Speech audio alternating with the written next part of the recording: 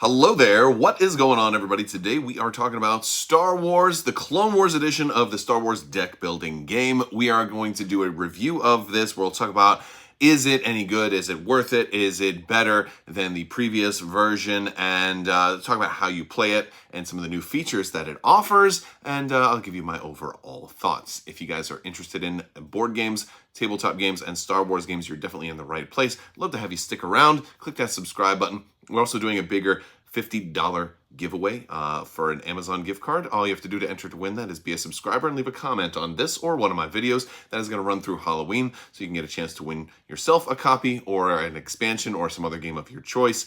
And well, that's about it for all of the admin stuff. Let's go ahead and dive into this game.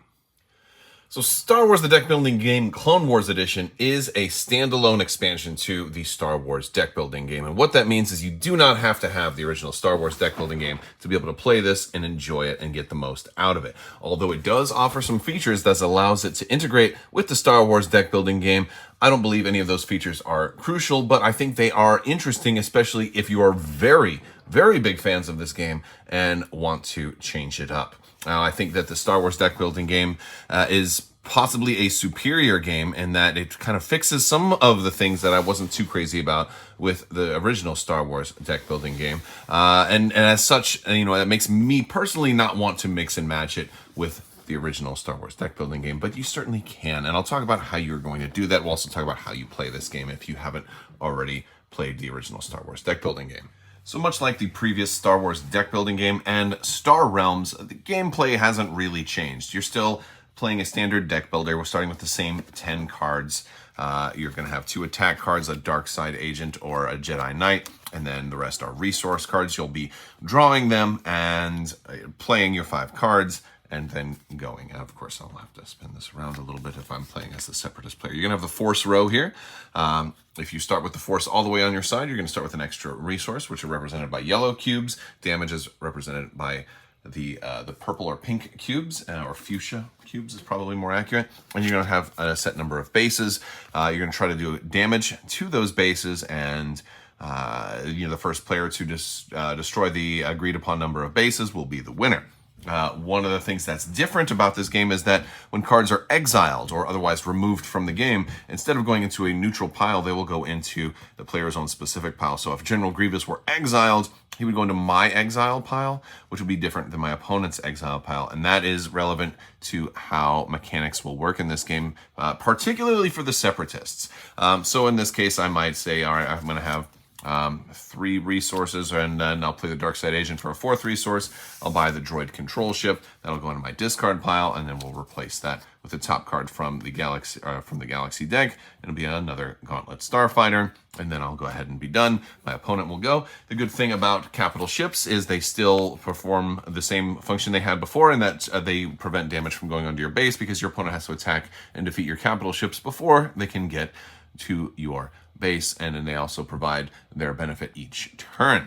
You still can do bounties on your opponent's faction-specific characters, and they can do bounties on yours, gaining some reward that way. There are plenty of iconic characters from the Clone Wars in here, and I think one of the interesting things is the faction differences. So let's talk about those a little bit.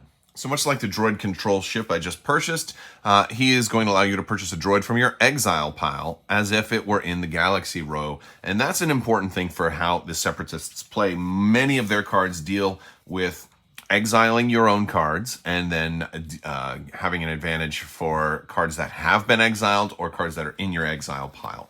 So for example, the B2 Battle Droid here says you can exile a Separatist card from the Galaxy row. If you do, you can draw a card. You've also got the Vulture droids. After you purchase them, add them to your hand, but then after they attack, you must exile the card. So again, that works really, really well with the Droid Control Ship, because you can buy it, it gets to attack right away, and then it goes back into the exile row, which you can then purchase again next turn. And it allows you to do that and keep that machine going. This is especially great for late game when resources become a little bit less important and you really need the firepower to kind of drive the game home and win that. You also have cards like the Snap that if your machine is working and if you're able to be exiling cards out of the Galaxy row and you have most of your cards in your exile pile, you can gain force, because there's not too many ways for the Separatists to gain force on their own. And so it's offering a nice optional way to do that.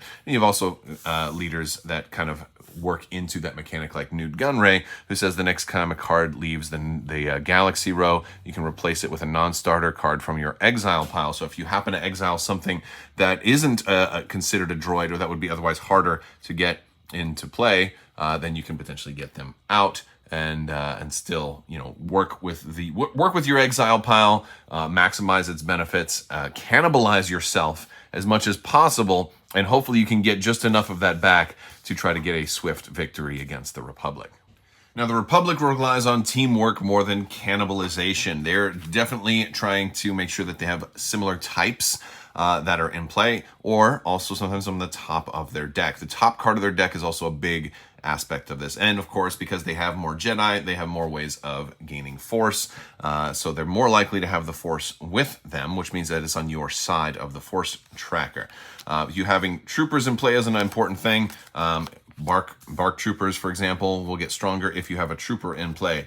ATRTs will allow you to repair damage if you have a trooper in play. ARC troopers are a trooper that want either another trooper or a Jedi in play. Again, there are a lot of teamwork, a lot of things that build off of each other.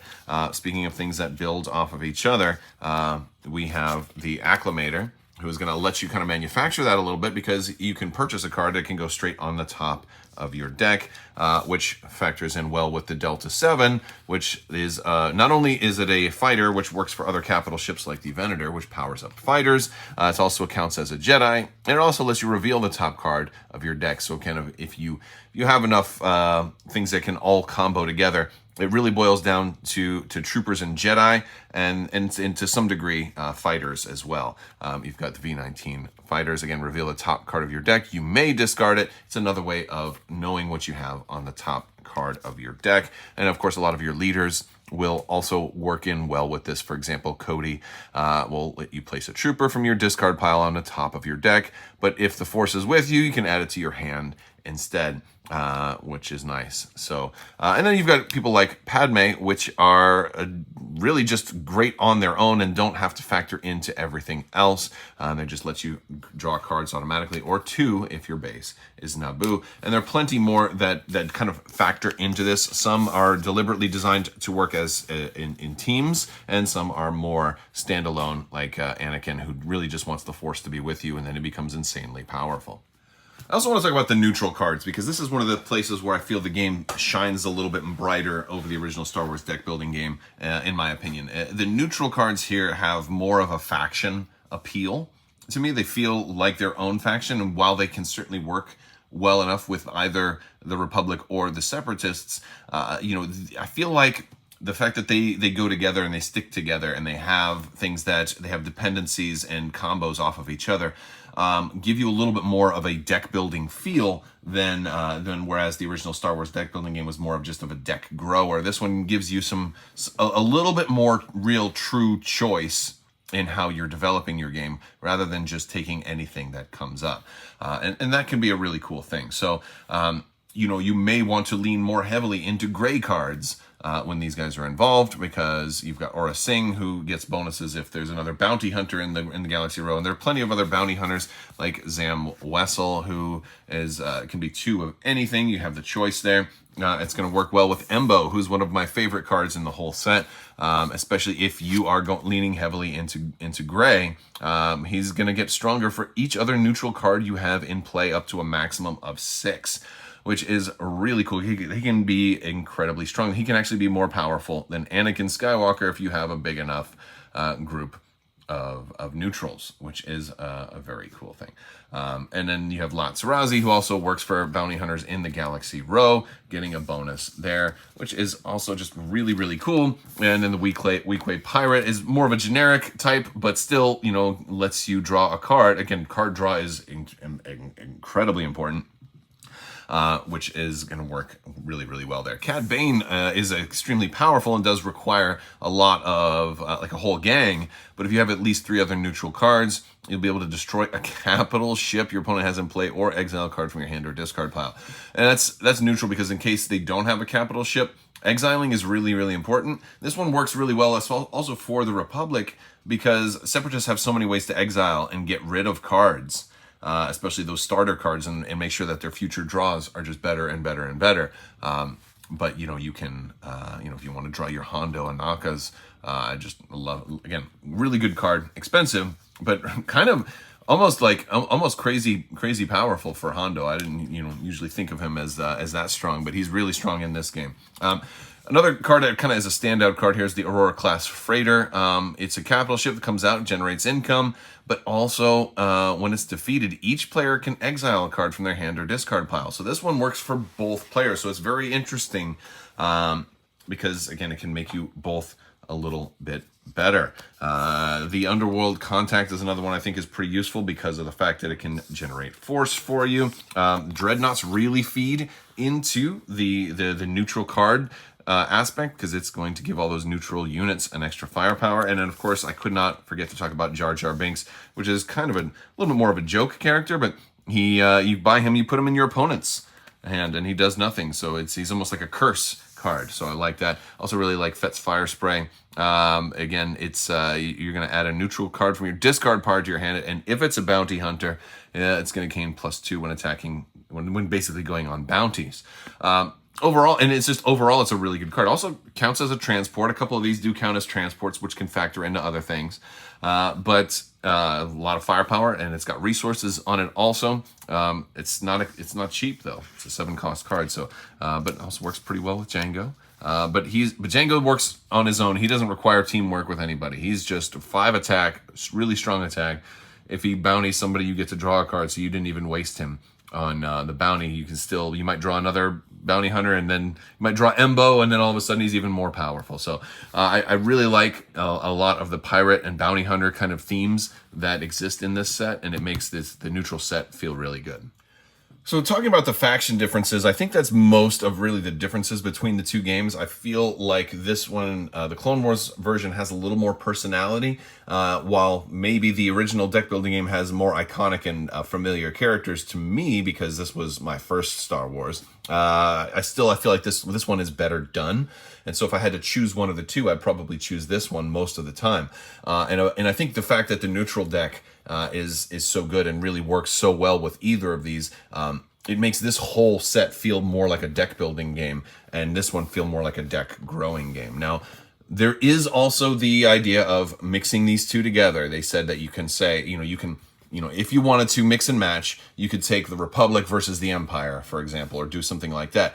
But in order to do that, you'd have to go through all of your cards, separate them all into 3 distinct piles. Every Separatist card, every Republic card, and every neutral card into their own piles. And you'd have to do the same thing to the other game.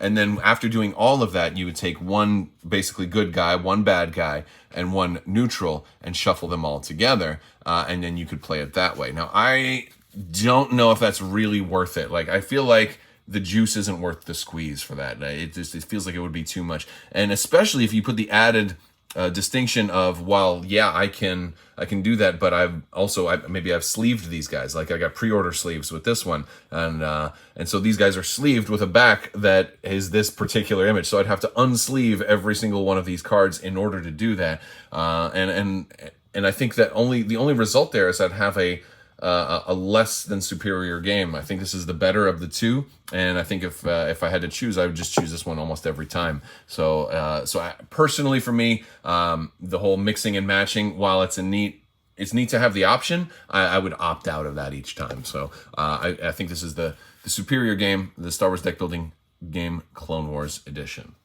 All right, so that's the Star Wars deck building game, Clone Wars Edition. That's my thoughts on it. I think it's a great game, and it's still not perfect, though, but overall, I think it's superior to the other one. I don't think you need to have the original Star Wars deck building game to mix with this. I'm a little disappointed they didn't make it more of a mix and match, like blend everything in together. Of course, I'm sure you could homebrew all of that, but it feels like it's a deck building game kind of on rails.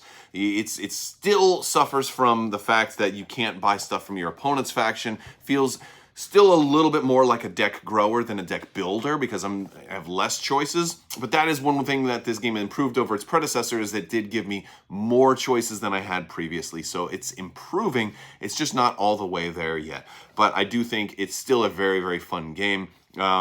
Overall, I don't know if it completely defeats Star Realms as maybe like my favorite deck builder of all time, or Dominion, but it's still up there. And I think one of the advantages to a game like this, while it doesn't let you make as many choices as I would love for you to be able to buy stuff from any of the factions or to have more factions, or the new Star Trek version of Star Realms is coming out soon. That's going to do the same thing and you can buy whatever you want. I think the advantage of something like this is that because there are less choices, it means you have less analysis paralysis, and it might lead to quicker gameplay overall. There's many times where you're only going to be able to buy one card, you're only going to have one choice, and sometimes that can be a hidden gem in your gameplay. It's like, oh, I don't even have to think about it. You know, especially if you had a long day and you're kind of stressed out, or you just finished a really heavy game and you want something a little bit lighter. The fact that there's a little bit less choice in this could be just what the doctor ordered. And I think that's worth mentioning because the last time I played this, I had one of those moments where I'm like, you know, actually I could really, this hits the spot because I didn't want to have to think too much. And it can sometimes offer that. So I think that's an interesting counterbalance to the fact that you have less choice, and that sometimes it can be a good thing. But I want to hear what you guys think. If you guys have played this already, let me know down in the comments below what you think. That's my thoughts on Star Wars The Clone Wars, Star Wars The Deck Building Game, The Clone Wars Edition from Fantasy Flight Games. It's a pretty fun game, though, and hopefully they do more with it, and you know, I'm looking forward to that. All right, guys, I'll talk to you later. I want to thank you all so much for watching. Big thanks to my patrons. You guys are out of this world and help make this whole channel possible. Thank you so much for your continued support. I will talk to you later. May the Force be with you. Live long and prosper. Be excellent to each other. Party on, dudes, and always wash your socks.